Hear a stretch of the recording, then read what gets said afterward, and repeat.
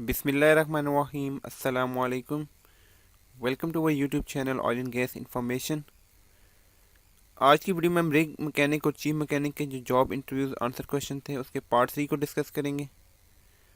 Part 3 में हम question number 31 से लेकर क्वेश्चन नंबर 40 तक डिस्कस करेंगे। चलिए वीडियो स्टार्ट करते हैं। Question number 31, detail about oil pump capacity. इस क्वेश्चन में पूछ है कि ऑयल पंप कैपेसिटी के बारे में बताएं, मड पंप के, ड्रॉबार्स के और इंजन वगैरह के। जो F1000 मॉडल है उसका जो ऑयल पंप होता है उसमें 75 US गैलन ऑयल आता है, जो कि 284 लीटर बनता है। इसी तरह एक और मॉडल का मड पंप है 12P160। इसकी जो कैपेसिटी है 130 US गैलन, 492 लीटर। और नेशनल का जो ड्रॉबार्स होता है इसके जो ऑयल पंप है उसकी कैपेसिटी 40 US गैलन है, 152 लीटर। और कैट इंजन 3512B जो है इसकी कैपेसिटी 318 लीटर है।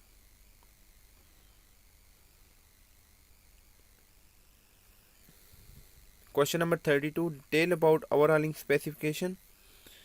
इस क्वेश्चन में पूछ रहा है कि मड पंप की जो ओवरऑलिंग स्पेसिफिकेशन है उसके बारे में थोड़ी सी डिटेल बताएं। इधर एक मड पंप के मॉडल को डिस्कस किया गया F1000, जिसमें इसकी मेन बेरिंग क्लीयरेंस बताई गई है, साथ मेन बेरिंग इंटरफेस बताया गया है। इसी तरह क्रैंक कनेक्टिंग रॉड के बारे में थोड़ा सा बताया गया और क्रॉस हेड की क्लीयरेंस बताई गई है। Question number 33, detail about Cat engine. इस क्वेश्चन में कह रहा है कि कैट इंजन के बारे में डिटेल बताएं। तो इधर 3 तरह के कैट इंजन के मॉडल डिस्कस किए गए। कैट 3512B, ये ज़्यादातर ड्रिलिंग रिग पे यही यूज़ किया जाता है मॉडल। इसके जो RPM होंगे वो 1500 RPM होंगे। इसी तरह नेक्स्ट कैट D398, जब ये 60 हर्ट्ज पे काम करेगा तो इसके 1200 RPM होंगे, और जब 50 हर्ट्ज पे काम करेगा तो 1000 RPM होंगे।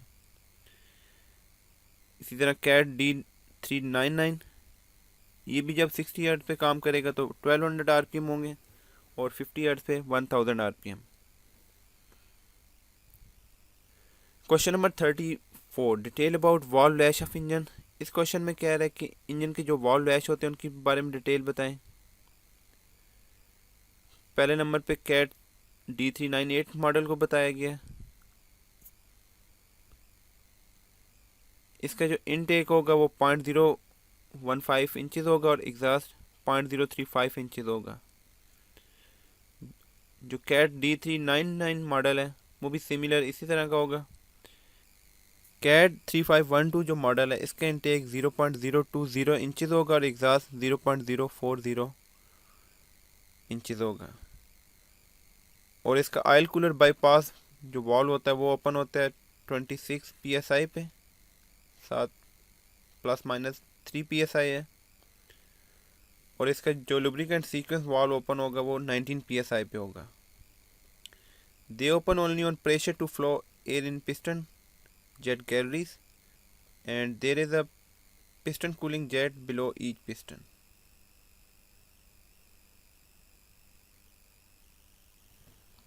Question number 35, detail about SIMS, Smart Electric Monitor System. इस क्वेश्चन में कह रहा है कि स्मार्ट इलेक्ट्रिक मॉनिटर सिस्टम के बारे में थोड़ी सी डिटेल बताएं। SIMS panel has LCD which can give some parameter of engine. ये एक तरह का आपका LCD डिस्प्ले होता है जो कि इंजन के पैरामीटर बताता है। इसमें डिफरेंट मॉड है। मॉड 0 जो होगा वो इंजन की स्पीड और आवर बताएगा। Mode 1 fuel consumption per hour and individual values being display by gauge modules. Mode 2 diagnostic codes. Mode 3 display the worst case and tattletale. Mode 4 toggle between English and metric units. Question number 36, detail about engine oil pressure. इस question में कह रहा है कि engine oil pressure के बारे में थोड़ी डिटेल बताएं। 3512B thermostat valve open at 88 degree centigrade.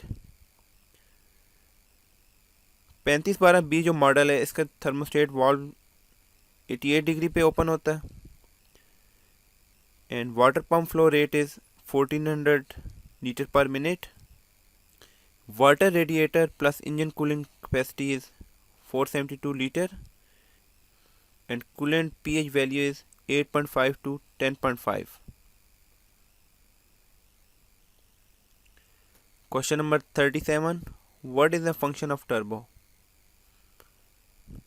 In a diesel engine, the engine intake air in the suction stroke.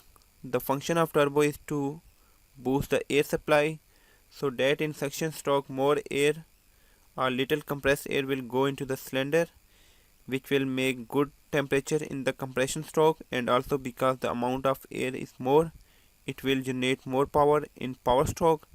That's how the efficiency of the engine is increased by turbocharger. Question number 38. What is the aftercooler or intercooler?